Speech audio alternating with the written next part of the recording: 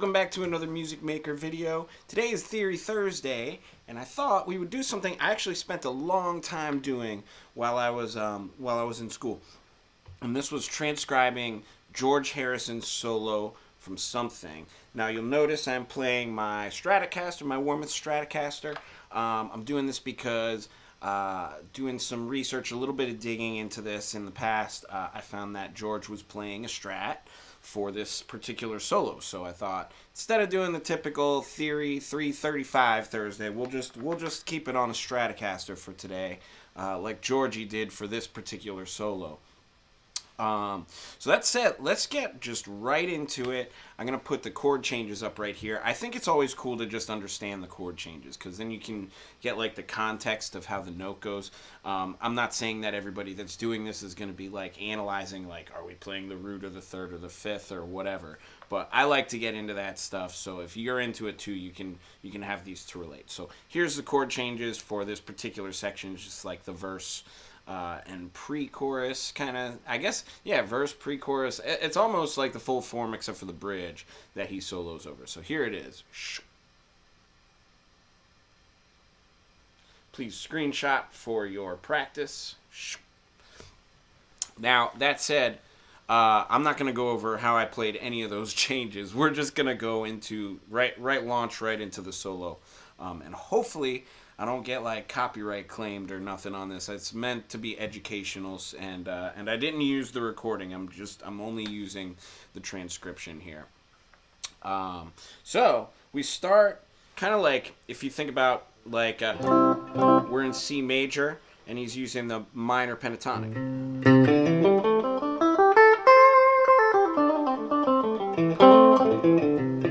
Right, so that's where we're at. So that's where we start with like the fourth to the fifth, and we're hammering on. So that's fret 7 on the third string, hammering to 9. Then we're going to fret 8 on the B string, returning to fret 9. Right? So all together. Right? Then from there, same notes. Then we bend fret 8 there. So a little bit of vibrato. Right? Then next.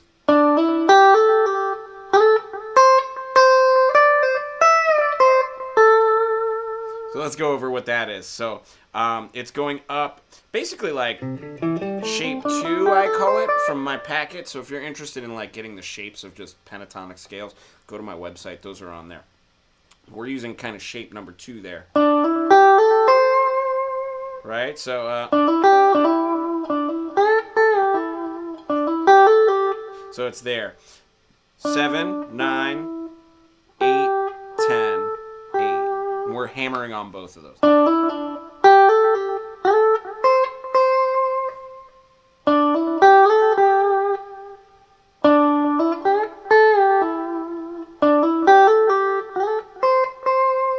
Then we're sliding fret 10 on the B string, then 8 on the first string.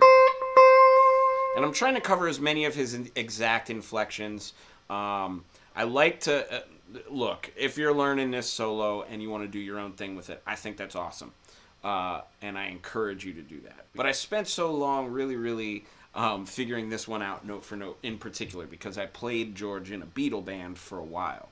So I figured, if anybody else is in some kind of a situation like that, maybe this will help you out. And I'll tell you what else. Here's what's really cool about this one for me, is there's some tricks coming up here. Some George inflections in particular that taught me like to start maybe thinking outside of the box and transcribing other people, because some of their licks can inform you of how to play. So I think this solo is one of those examples, although we haven't really gotten too much into the nitty-gritty of that yet. But his inflection is...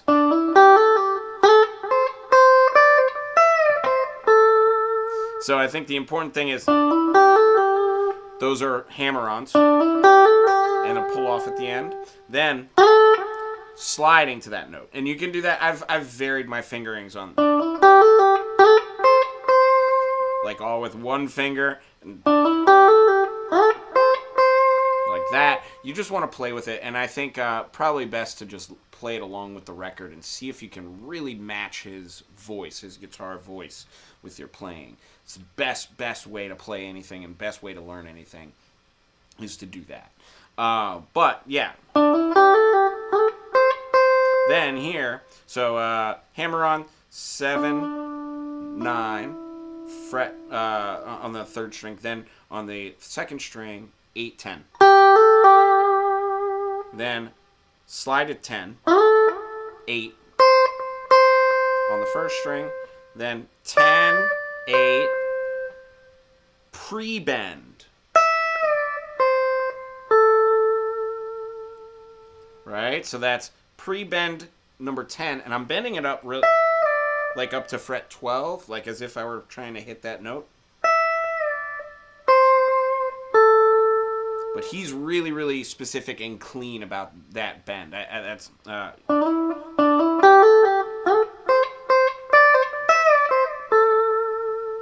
right? Then, same notes coming down.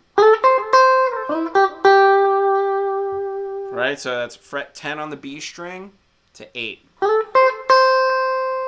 on the E. Then fret 9 on the G string going to 8 on the B.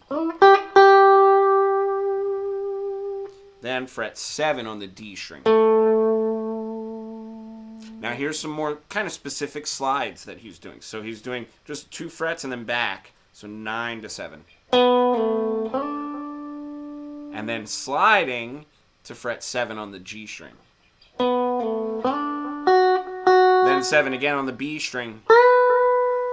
10, bend, like slightly pre-bend. Right? So. And he's really kind of playing with the tuning on that, but I would try and, again, like match his tuning on the record if you really want to get it, like authentic Georgie sound, you know?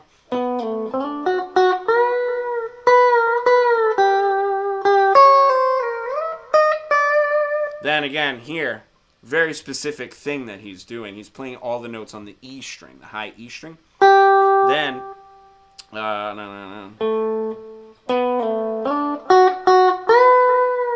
Oh, I'm sorry. Did I say those notes? I'm just saying one more time just in case. So 9 to 7 on the D, then slide to 7 on the G, and then 7 on the B, bending 10, resolving to fret 8. Right? Then leading. That's 8, like a really short, like almost a ghost note 8.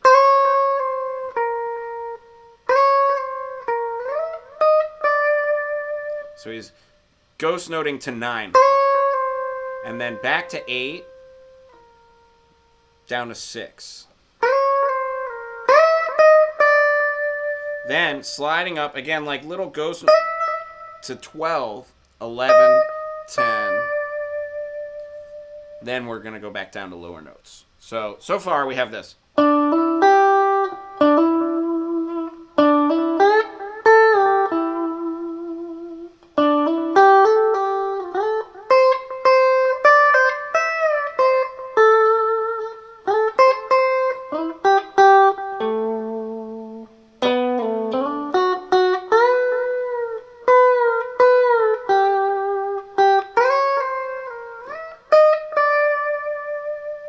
Right? Next part is the part that I was talking about. Now, when I used to do this, when I was like first learning it, I would do this. Bending up and just only bending it. But if you really listen to the record, you play along with it, you find that it's both directions. You really can't get it that smooth without moving the string in both directions, because that's what George actually does on the record.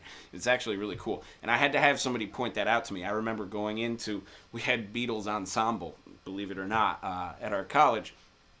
And I remember going in, and the guitar player who was the leader of that, Lauren Passarelli, shout out to you, Professor Lauren,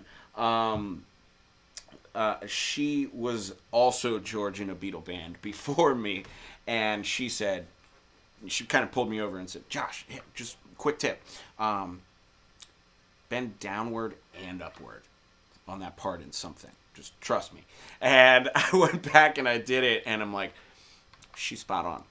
So that's really what it is. The first time is it's like 3 times, and then 4 times, and then 2 times. He changes the number of bends. So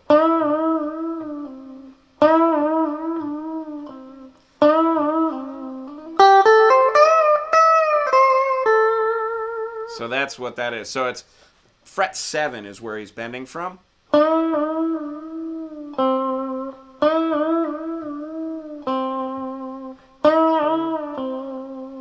And he's just resolving on like C on fret 5. So that.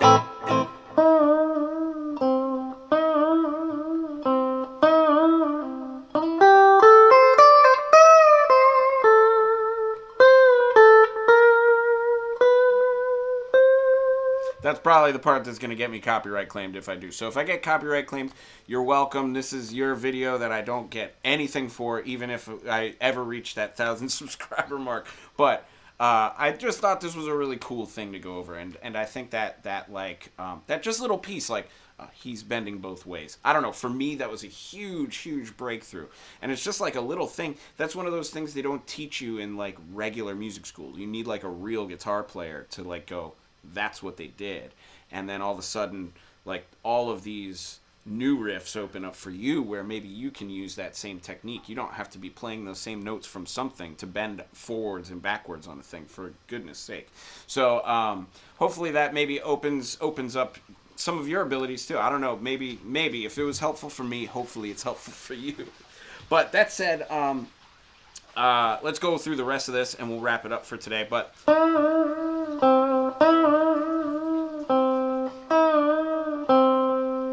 right, then we slide back up to 9 on the 3rd string,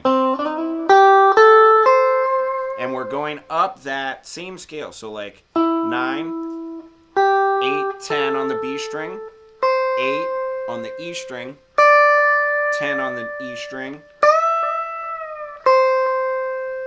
bending up, and then back down to 10, resolving here. And then this little lick coming back, I like to move to my first finger, 10, 12, bend, and then just chromatic, 11, 12, 13, and then we're back home. So hopefully that helps you. Go learn your George licks, and we'll see you next time, all right? Signing off, I'm going to play my way out, but have a great rest of your Theory Thursday, and I'll see you tomorrow for Funky Friday.